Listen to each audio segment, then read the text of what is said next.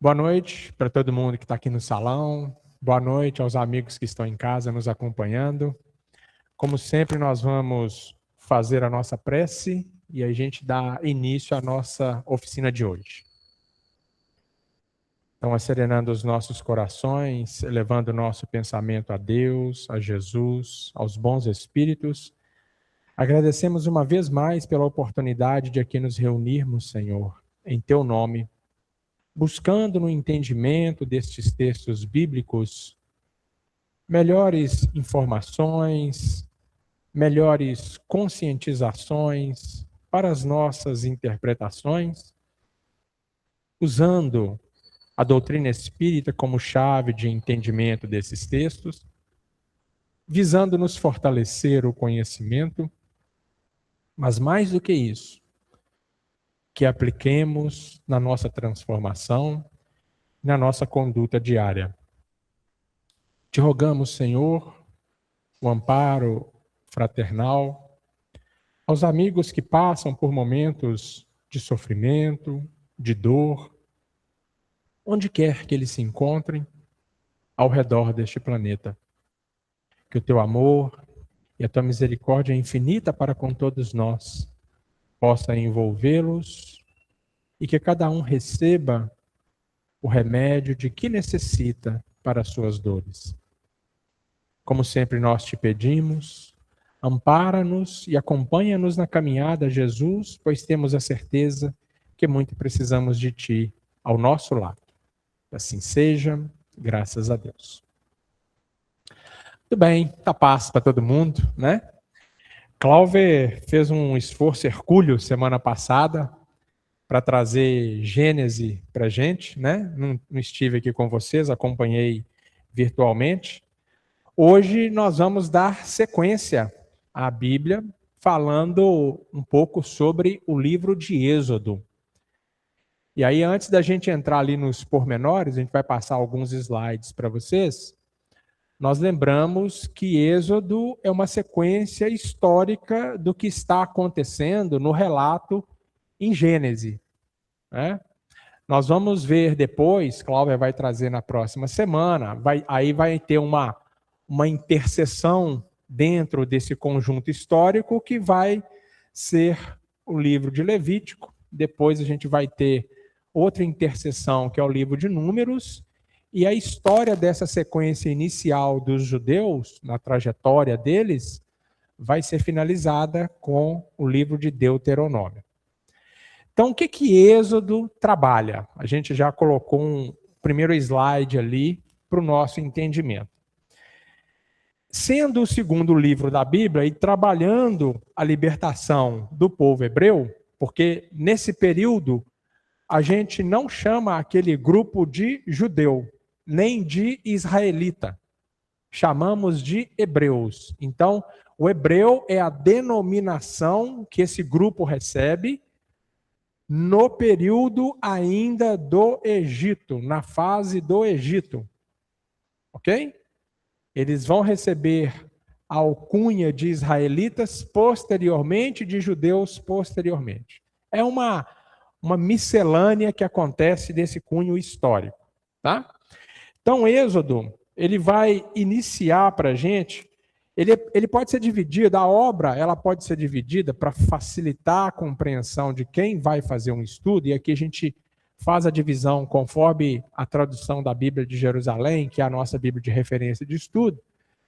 Essa obra pode ser dividida em 3 partes, que a gente pode classificar ela. Na primeira parte, vai ser a parte que lida com a libertação do povo do Egito.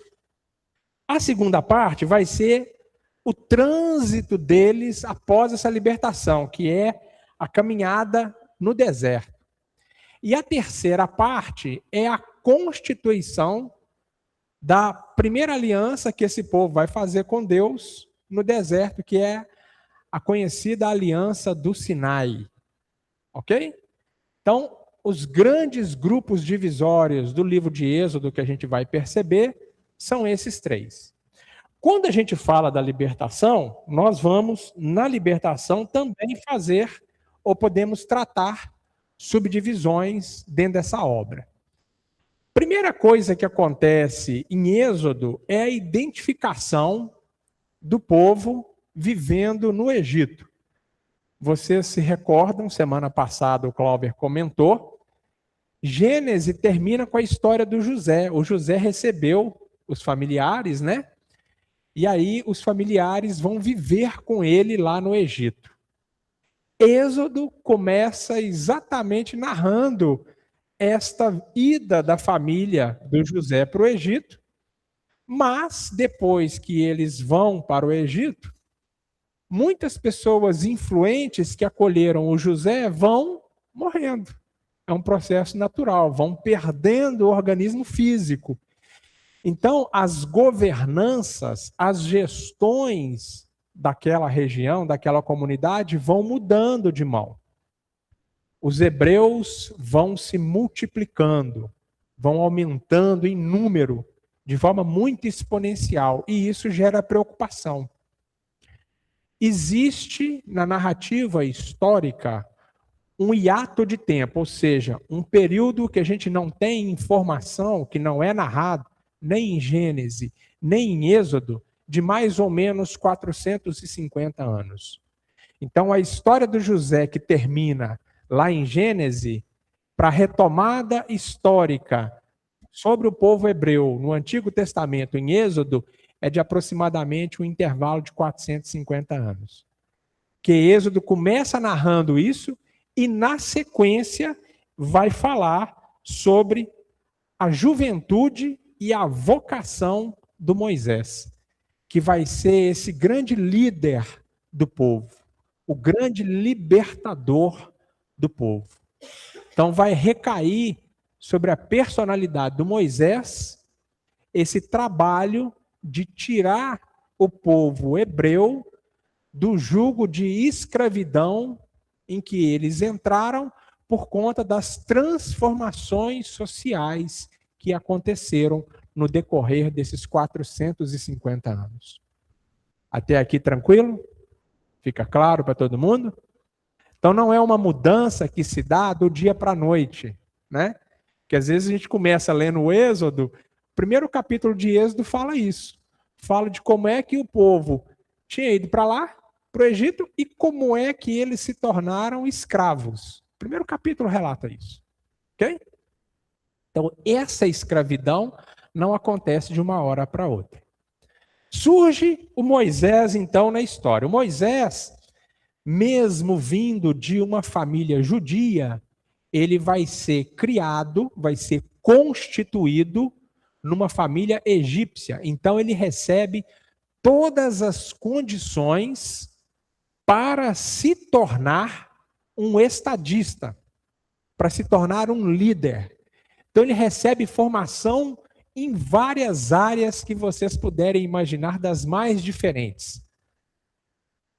Área social, área armamentista, área econômica, área de governança, de liderança, de gestão, tudo, claro, com aqueles princípios de época. Então, Moisés, quando ele vai liderar o povo dessa escravidão, ele já era individualmente um espírito preparado, com condições para isso, e personalisticamente, naquela reencarnação, uma pessoa também preparada para isso. Tinha diversas formações. Então, é uma junção da capacidade do espírito com a capacidade da personalidade constituída. Então, esse é o homem que vai liderar o povo. Moisés, ele vai se identificar com o seu grupo num determinado momento da vida. Ele vai ceifar a vida de um soldado egípcio. E aí ele se distancia daquele grupo que ele convivia com ele. E ele foge e ele vai para o deserto. Ele vai constituir uma vida toda no deserto. Então ele vai ter um tempo longo de preparação lá no deserto, de reflexão, até que num dado momento ele vai receber um chamado. Sabe quando vocês estão nas reuniões ou na vida de vocês, na progressão da vida de vocês, e vocês começam a ouvir os espíritos, a ver os espíritos, a ter uma percepção espiritual mais aflorada, e vocês falam assim: o que está acontecendo comigo? Aí vocês descobrem que na doutrina espírita vocês podem vir para uma reunião de estudo da faculdade mediúnica para entender o que está acontecendo com vocês, a fim de empregar de uma maneira muito mais adequada e consistente a faculdade que vocês estão tendo. Porque a eclosão da mediunidade ela pode se dar em qualquer faixa da nossa vida. Novinho, pré-adolescência, adolescência, cheguei ali na fase adulta ou só lá na maioridade, no final da vida. Ok? Moisés vai receber isso numa fase adulta. E aí ele recebe um chamado. E esse chamado, está lá em Êxodo, no capítulo 3, vai definir a vocação dele, o papel que ele tem dentro daquele grupo. Porque ninguém está em lugar nenhum por acaso. O Moisés também não estava. Então ele recebe o chamado, isso a gente vai encontrar nessa primeira fase aí, na subdivisão da juventude e da vocação dele. A vocação dele vai passar por uma série de processos que ele precisa executar para libertar o povo. É a fase seguinte, que são as pragas que acontecem no Egito, as famosas pragas lá do Egito. A gente já teve a oportunidade de mencionar aqui, inclusive em estudos do EMEG, a Cristina falou sobre isso outro dia. E esse povo vai chegar num determinado momento que o faraó vai optar pela libertação deles, porque ele não aguenta mais impacto dentro da sociedade. Foram impactos muito profundos. Então, ele toma a decisão de libertar e o Moisés é que vai conduzir essa libertação. Nesse momento é instituído a celebração da principal festividade que os hebreus vão constituir, que é o Pessah, ou a Páscoa. Tá? É uma celebração que eles fazem naquele momento de libertação, e essa celebração vai ser perpétua entre eles. Assim como a Páscoa, outras celebrações também vão ser implementadas no livro de Êxodo, vão ser corroboradas ou especificadas de maneira melhor em Levítico, que a gente vai ver semana que vem com o Clauber. Tá? Então, muitas dessas determinações que o Moisés vai apresentando também tem essa visão de estadista, daquele que tem a capacidade de governar, de gerir. Ok? O povo vai sair dali. E vai para onde? Vai para a famosa Terra Prometida. A terra foi prometida a quem? Lá em Gênesis, a terra foi prometida ao Abraão e à sua descendência. A terra prometida ficava onde? A alguns quilômetros da onde eles estavam, porque ficava lá na região da Palestina, onde é hoje o Estado de Israel. Tá? E eles estavam lá no Egito, que é a cabeça da África. Então eles tinham que sair da cabeça da África e entrar na Ásia Menor para alcançar a Terra Prometida. Eles tinham que voltar para onde o Jacó estava. Esse era o trabalho de Moisés. O Jacó levou a família por necessidade para o Egito e o Moisés tinha que conduzir o que se transformou aquela família toda num grupo muito maior de volta para esse lugar. Essa é a missão que ele vai receber. Tudo bem? Tranquilo até aqui? Muito bem. E aí, então, nessa primeira fase, que vai ser até ali por volta do capítulo 15, a gente vai ouvir os relatos dessa saída. O que pega quando a gente vai ler Êxodo, pega no sentido alegórico, interpretativo, Deus é apresentado como uma figura de poder. Então, no Antigo Testamento, em regras gerais, nós vamos ler sobre Deus ou Javé, conforme a tradução que vocês tiverem em mãos, como aquele Deus ferrenho, aquele Senhor de exércitos, né, que em muitos momentos vai ser pacífico, mas em muitos momentos vai lidar com a imposição de força para que as coisas aconteçam. Nós sabemos muito bem que a nossa leitura não pode ser esta, porque Deus não é assim, tá certo?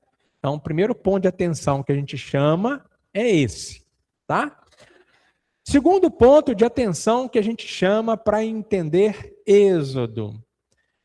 Muitos contratempos serão enfrentados pelo povo hebreu nessa trajetória que eles vão fazer.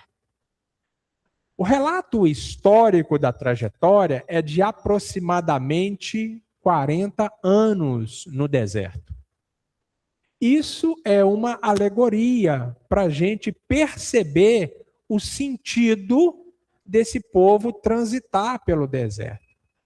É um povo muito orgulhoso, enraizado numa cultura que não era a cultura habitual deles. Então, eles entraram numa zona de conforto muito grande, estavam muito acomodados.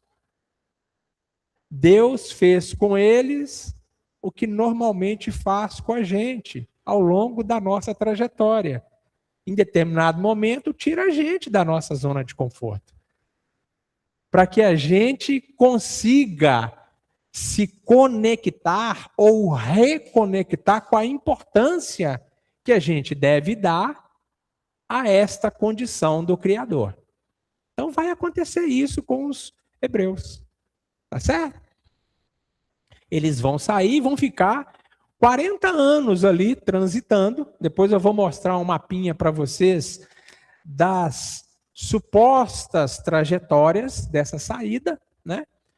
Então eles vão ficar ali transitando no deserto até alcançar o lugar aonde era o destino de fixação que eles guardavam no coração, que é essa terra prometida.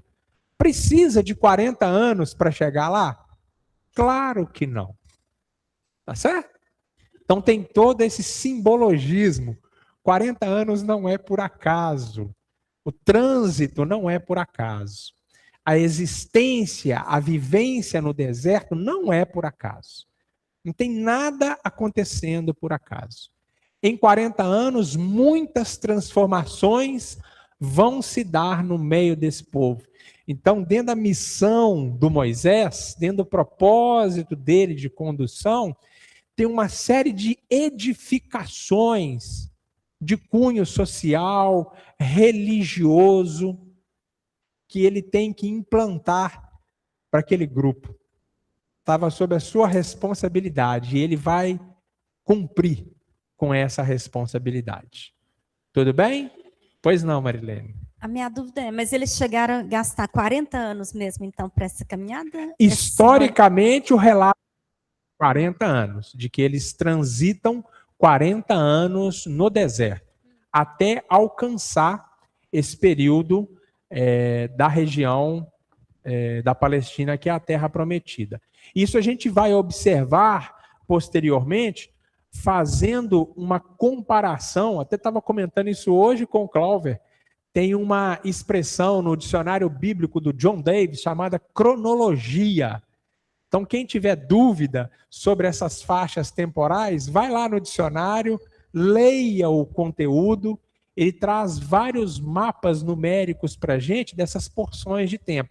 Então, quando nós vamos encaixando a sequência, a trajetória, né? Depois que eles entram lá, qual que era o período de juízes? Qual que era o período de reis? A gente vai identificando essas faixas temporais. Beleza? Tranquilo? Tudo bem, amigos? Até aqui? Tranquilo? Então vamos caminhar.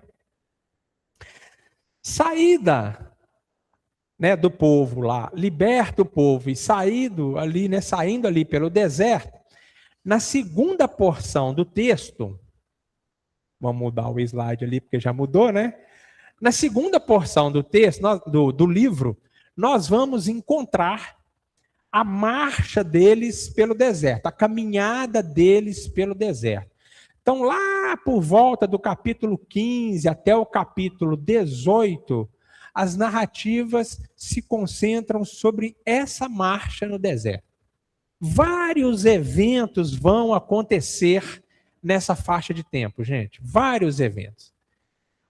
Como eles estavam habituados, acostumados com uma vida social estabelecida no Egito, é normal que quando você seja retirado da sua casa, aonde você tem o conforto, aonde você tem todas as referências para você realizar a sua conduta diária, o seu trabalho diário, e levado para um ambiente que passa a ser inóspito para você, ou seja, se imagina saindo da sua casa e indo morar na rua. Se imagine fazendo isso. Num ambiente inóspito. Um ambiente onde não tem nada pronto para você. Você vai ter que edificar tudo. Você vai precisar reconstruir tudo a partir daquilo que você tem em mãos. O povo hebreu vai passar por isso. Eles levam tudo que eles podem, mas eles não conseguem levar tudo que eles têm. Então, o principal elemento que eles precisam levar é a vontade e a fé para encarar essa nova jornada. Então, isso vai acontecer a partir desse momento que eles estão transitando pelo deserto. Nesses 40 anos, vão nascer, vão morrer, vão adoecer, vão se recuperar e várias situações vão ocorrer durante esta jornada, esta caminhada. Tudo bem até aqui? Dúvidas? Microfone. Só pega o microfone para ela, fazendo um favor. Mas nesse período aí, eles vão edificar muitas coisas ali, vão construir quase uma cidade. Para eles conseguirem adaptar e vão crescer famílias e Sim, tudo, né? Sem sombra de dúvida. Eles não vão ficar só andando, eles vão edificar ali depois que eles vão sair. Nós vamos explicar isso daqui a pouquinho. Nós vamos mostrar para vocês como é que funcionava. Porque uma coisa... tem mais um lá querendo perguntar. Uma coisa, quando a gente fala em edificação, uma coisa é quando você tem a sua casa, que você constituiu, edificou, construiu, está tudo preparadinho lá para você morar. Outra coisa é quando você é um chamado nômade, ou seja, a sua casa vai ser edificada onde você está. Então, você chega naquele lugar, você não tem condições de fazer uma estrutura de alvenaria, porque você não vai ficar ali. Eles edificaram cidades inteiras, são as tribos, dentro do deserto. Eu vou mostrar para vocês como é que elas caminhavam no deserto nesse período. Fala, Elmo. Toninho, me chamou a atenção quando você falou das qualidades aí, né, das virtudes do Moisés. Do né, Moisés. Do preparo que ele estava. Porque eu, dentro do meu pequeno entendimento, quando eu leio o Êxodo, uma coisa eu percebi. Assim, eu sabia que, isso ficou muito claro para mim, que ele tinha muita liderança, pulso firme, né, que precisava de ter, e assim, muito jogo de cintura. Isso que eu percebi. Mas essa quantidade de virtudes aí, de qualidades, e o tanto que ele se preparou para isso, a gente não percebe lendo assim, só mesmo estudando e aprofundando. Né? Quando a gente fala da saída, quando a gente fala lá da saída do Egito, a principal qualidade espiritual que a gente percebe no Moisés é a amplitude da faculdade mediúnica dele. Ele foi um médium de efeitos físicos fantástico, segundo a narrativa bíblica, diante dos eventos que são até explicados de forma natural, mas que a gente observa dentro de uma faculdade mediúnica possíveis, plenamente possíveis de terem sido exercidos da forma como estão narrados. Então começa por aí. Então um médium eficiente tem possibilidade de fazer grandes coisas. Temos um exemplo próximo de nós que foi Francisco Cândido Xavier, gente, né? Para a gente citar só um, ok? Do ponto de vista da formação, como eu expliquei, cresceu dentro de uma família que era a família do faraó. Então, recurso intelectual para se preparar, teve todos os recursos. Então, na hora de liderar, tinha toda a capacidade de liderar. A hora que tinha que falar firme, ele falava firme com o povo. A hora que tinha que ser apaziguador, ele apaziguava o povo. A hora que ele tinha que ser o raiz, ele era o hebreu raiz, ele lembrava para eles o que eles estavam fazendo ali. Porque não tinha ninguém caminhando ali ao léu ou por acaso. Todo mundo tinha um objetivo para estar ali. Ele lembrava isso, o povo. Êxodo narra isso para a gente, né? Então, quando ele chegava com as determinações de Javé ou de Deus, era palavra sacramentada, era comunicado. Não tem pedido de autorização. Porque ele estava como um médium, como um medianeiro, né? Nós sabemos muito bem que são comunicações mediúnicas quando nós usamos a chave doutrinária para entender esses relatos. Não é Deus que está falando com Moisés, um espírito guia daquele grupo é que está se comunicando com Moisés, e a interpretação de Moisés é que Deus está falando com ele, é o que era possível naquele momento. Certo? Tranquilo para nós? Vamos caminhar. Então, passada essa fase de caminhada, e durante a fase de caminhada, a gente vai chegar nesse último ponto, né, ou último grupo de assuntos do livro de Êxodo, que é o retrato da aliança. É a primeira aliança que é feita. Então, não sei se vocês se recordam, quem já leu Êxodo, Moisés é chamado por Deus para algumas instruções, ele vai subir numa montanha, uma montanha que é tratada como sagrada, então ninguém pode subir.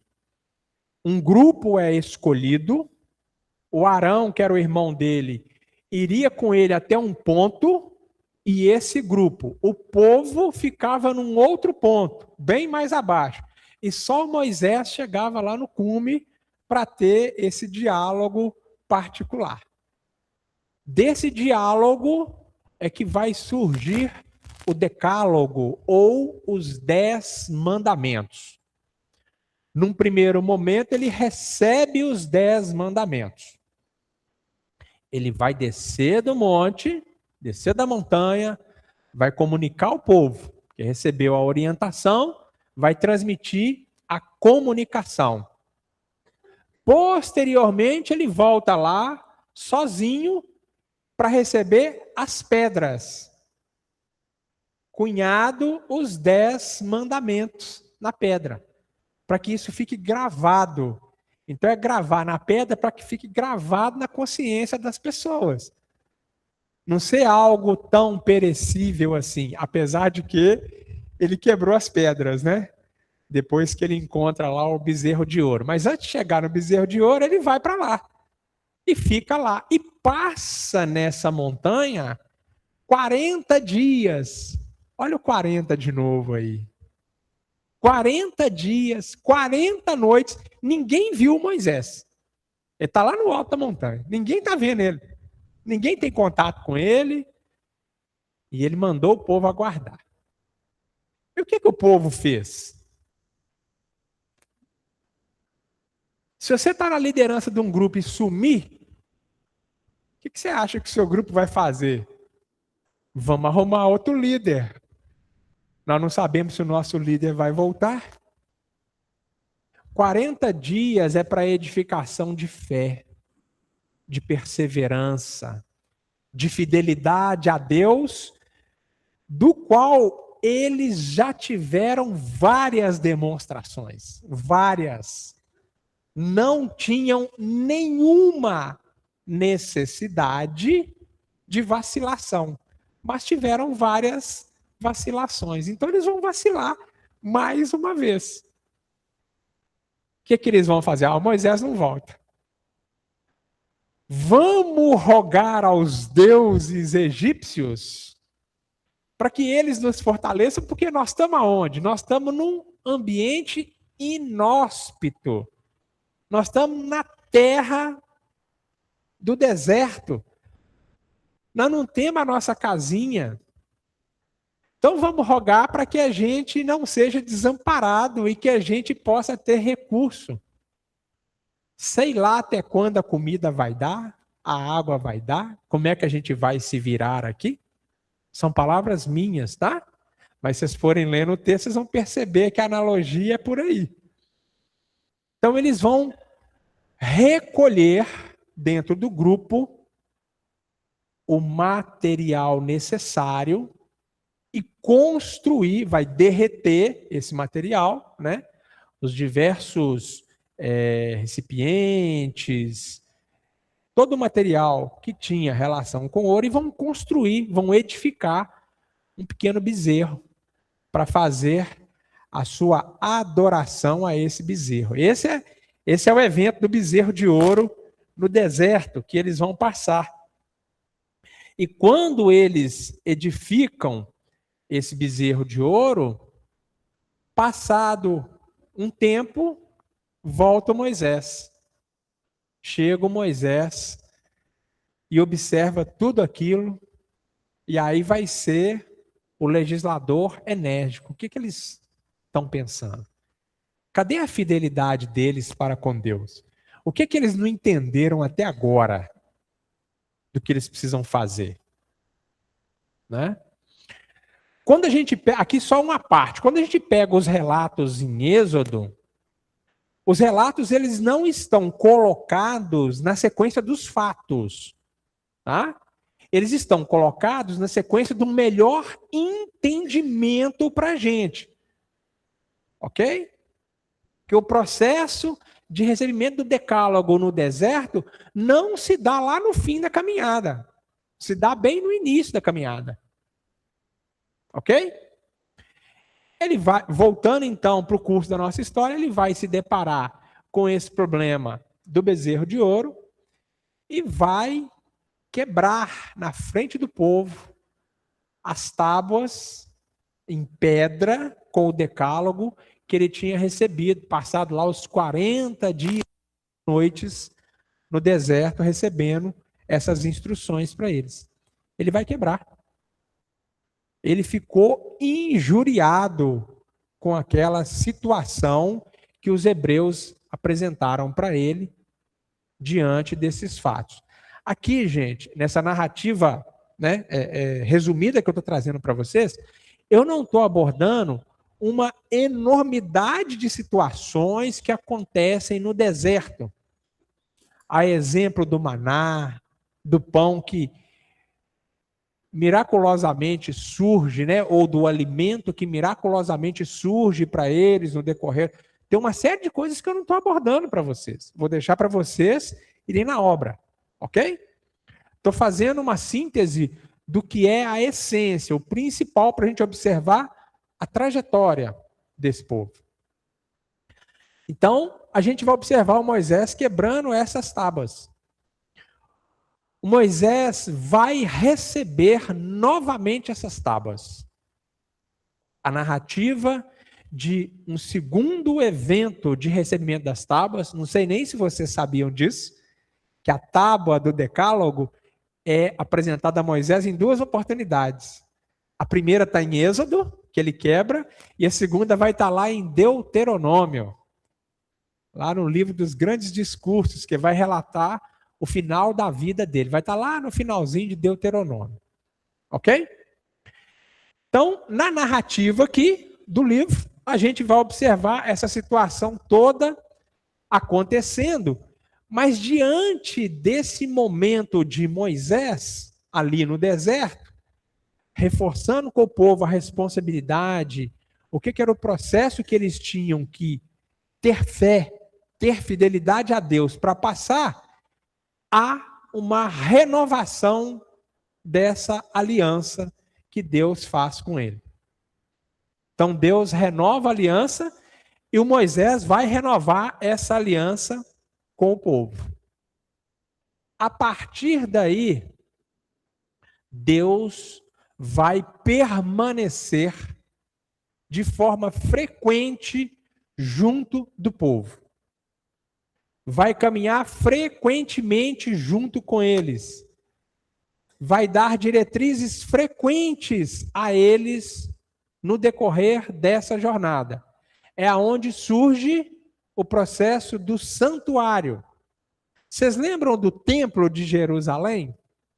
Que a gente tanto fala no EMEG? No deserto foi construída a tenda, que é o santuário. E é aonde Deus vai dialogar com Moisés. Moisés vai repartir isso com os sacerdotes, o Arão, que é eleito o sacerdote do povo naquele momento, e a partir daí isso vai ser replicado para as tribos. Então as tribos vão ser as mini cidades caminhando no deserto. Ok? Como é que eles caminhavam no deserto? Lembram que eu comentei que o Moisés era um grande legislador? Tinha conhecimento armamentista? Então eles caminhavam se protegendo. Eles caminhavam num formato de cruz. A tribo, a tenda, né? A tenda do santuário que foi edificada, ela ficava no centro do grupo. A tribo de Levi, que era a responsável por cuidar das coisas sagradas, ficavam próximos da tenda. E as tribos, cada tribo ficava de um lado da tenda, na frente e atrás. Então, estamos assentados aqui, nós estamos nesse ponto aqui. Vamos imaginar que o abrigo da luz é a tenda, o santuário. À direita tem 3 tribos protegendo. Na frente tem 3 tribos protegendo. À esquerda, 3 tribos protegendo. Atrás tem 3 tribos protegendo. De qualquer lado, durante o trânsito no deserto, que eles fossem atacados, e houve possibilidade disso acontecer, eles tinham como responder de forma imediata, de qualquer lado. Ok? Vamos ver como é que essa jornada acontecia? Então, vou passar aqui, depois eu volto nesse mapa, tá? Vamos passar primeiro a gente tem aqui uns slides que estão depois. Quer falar, Cláudio? Pode falar. Antes de você entrar nessa parte aí, você falava agora há pouco de quanto que Moisés era um excelente legislador, né? Gente, a Terra Prometida ela não estava vazia. Exatamente. Eles tinham grandes batalhas quando eles nessas caminhadas deles. Porque imagina só, você está tranquilo na sua cidade, de repente você vê um grupo de 600 mil homens caminhando na sua direção, sem contar mulheres e crianças. 600 mil homens. Homens que estavam andando em uma terra totalmente inóspita, no deserto. Deserto, de dia faz muito calor, à noite faz muito frio. Então eles estavam expostos a temperaturas extremas durante todos os dias. Aqui em Belo Horizonte, se variou poucos graus de temperatura, a gente gripa. A gente fica gripado. Lá eles enfrentavam isso todos os dias, não tinham o que comer, não tinham o que beber. Eles contavam com a ajuda do maná para poder se alimentarem. De repente você vê esses homens caminhando para a sua cidade. O que vocês acham que acontecia? Acontecia guerra. E Moisés que tinha que lidar com tudo isso.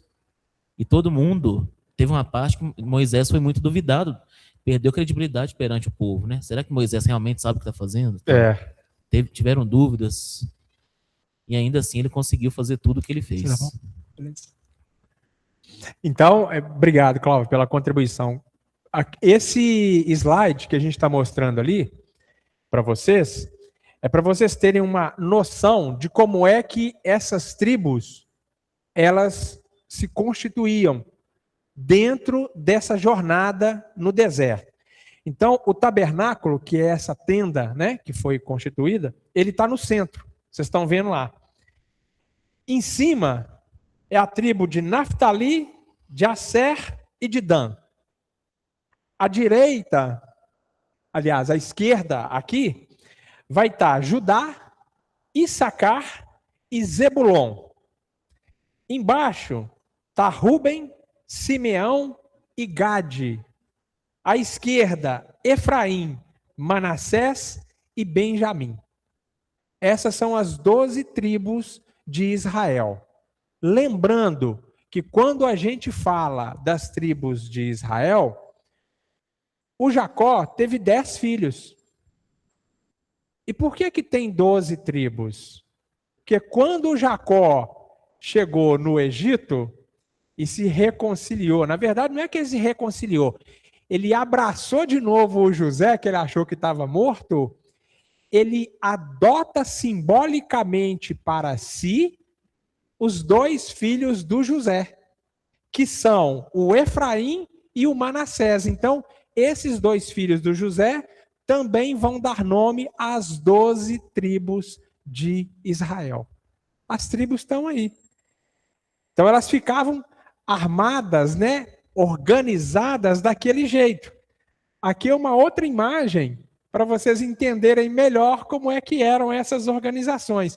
Então, aonde está aquele mundo de gente ali, são tendas. Existe uma festividade na cultura judaica chamada Sukkot, que é a festa das tendas. Nesta festividade, o judeu que a realiza e a comemora, ele sai da sua casa e vai viver 7 dias numa tenda, para ele relembrar esse período do deserto. Então não tem nada ao acaso dentro de Gênesis. O Amaro quer falar. Aqui é só para vocês terem uma noção do agrupamento dessas tendas no deserto. Diga, meu amigo Amaro. Toninho, a procissão do Santíssimo, ela era, não sei se ainda é, organizada dessa maneira. Uhum. E que muita gente acompanhava e não tinha noção. Não tinha noção por que estava desse jeito, assim, né? Por que estava agrupado dessa forma, né? Era o tabernáculo no centro. Isso. E um certo número de pessoas de um lado, na frente, atrás. Era organizado em cruz. Dentro da cultura judaica, porque a gente está falando do livro de Êxodo, que é um livro de relato do judeu, né? Do hebreu aqui, nesse momento, a organização é por conta desse sentido. E faz todo o sentido. Ok? Tranquilo? Então, isso é o que vai envolver a última parte do livro de Êxodo, que é a parte da construção do tabernáculo e o trânsito do povo nesse deserto. Eu vou voltar a alguns slides só para mostrar para vocês um mapinha aqui que a gente deixou no final, em Êxodo. Isso, esse mapa aqui, ó. Nesse mapa aqui, tem um tracejado ali em azul. Ali acho que está em azul, né? Está em azul aí, lilás. Esse tracejado em azul é a rota provável, segundo os historiadores, com base em atlas bíblico, que os hebreus usaram para sair do Egito e chegar até a entrada da Terra Prometida. Que eles vão chegar na entrada da Terra Prometida exatamente aqui, ó, do ladinho do Mar Morto. Isso aqui é o Mar Morto. Eles chegam ali, então eles vão entrar na Terra Prometida ali próximo da região de... Como é que é o nome, gente? Nossa, nós falamos outro dia disso no EMEG. Aquela cidade de trânsito que vai para Jerusalém, Jericó. Eles vão chegar na entrada deles, na Terra Prometida, ali próximo da região de Jericó. O relato bíblico lá em O relato bíblico lá em Deuteronômio, o Moisés vai desencarnar aí, nesse ponto aqui, ó, aonde é o ponto de entrada do povo hebreu para a Terra Prometida. Ressaltando o que o Clover acabou de mencionar. A Terra Prometida não estava vazia. Ela estava ocupada. Ela sempre esteve ocupada por outras tribos. Então, o que os hebreus precisavam fazer quando chegasse na Terra Prometida? Usar força para conquistar aquele espaço que eles guardavam no coração como sendo um espaço deles, prometido a Abraão há séculos e séculos e séculos atrás. Ok? Tranquilo? Então esse é o resumo da ópera, uma síntese da síntese do livro de Êxodo. Leiam, 40 capítulos, tem muita história, muito bacana, tá? Se tiverem dúvida, revejam depois esse vídeo, né, que a gente vai postar lá no decorrer da semana. Semana que vem, o Clover vai trazer Levítico, tá? Então aí já é outra obra, tá bom? Vamos fazer a nossa prece para a gente encerrar. Toninho. Oi? Só antes de terminar, voltando só naquilo que o Amaro falou, às vezes a gente não tem noção do quanto que o nosso pensamento, nossa vida é influenciada pelo povo hebreu. Se nós fôssemos católicos, por exemplo, a gente tem a obrigatoriedade de ir à missa aos domingos, não é isso? Porque senão nós estamos incorrendo em pecado mortal. Não é nem um pecado venial, é um pecado mortal. Só que esse mandamento, ele pode ser cumprido também no sábado à noite. Vocês se lembram, né? Sabe por quê? Porque o dia do judeu começava na noite do sábado. Então, por isso que se estendeu também, começando no sábado à noite, na parte da tarde, até ao final do domingo. A gente consegue ir à missa, se formos católicos, sem estar incorrendo em pecado mortal. Isso, é isso mesmo. O Shabá, que é uma data, inclusive em Êxodo fala do Shabá, né? Fala do sábado sagrado para o judeu. O sábado para o judeu, ele começa com o início da noite da sexta-feira, como eu já tinha explicado aqui em outras oportunidades. A forma como o judeu encara esses períodos é diferente da forma como nós encaramos, tá? Então, o início da noite da sexta-feira, o judeu não faz nada. É o dia sagrado para ele. Termina com o pôr do sol no sábado. Ok? Então, o sábado é o último dia da semana para o judeu. É o dia que ele dedica a Deus. Bom? Vamos fazer a nossa prece para a gente encerrar a nossa oficina hoje, agradecendo, mestre, mais uma vez a oportunidade, aos bons espíritos pelo amparo e pela inspiração, rogando a Ti, Senhor, que oportunidades como esta não nos falte durante a nossa trajetória, e que muito mais do que a intelectualização dos fatos, possamos colocar em prática na nossa transformação cotidiana o mandamento de amor que o Senhor nos legaste, a fim de nos melhorarmos constantemente enquanto espíritos imortais que somos. Esteja com todos nós, Jesus querido, pois muito precisamos de Ti ao nosso lado. Que assim seja, graças a Deus. Então, estude Evangelho em 10 minutinhos, se Deus quiser.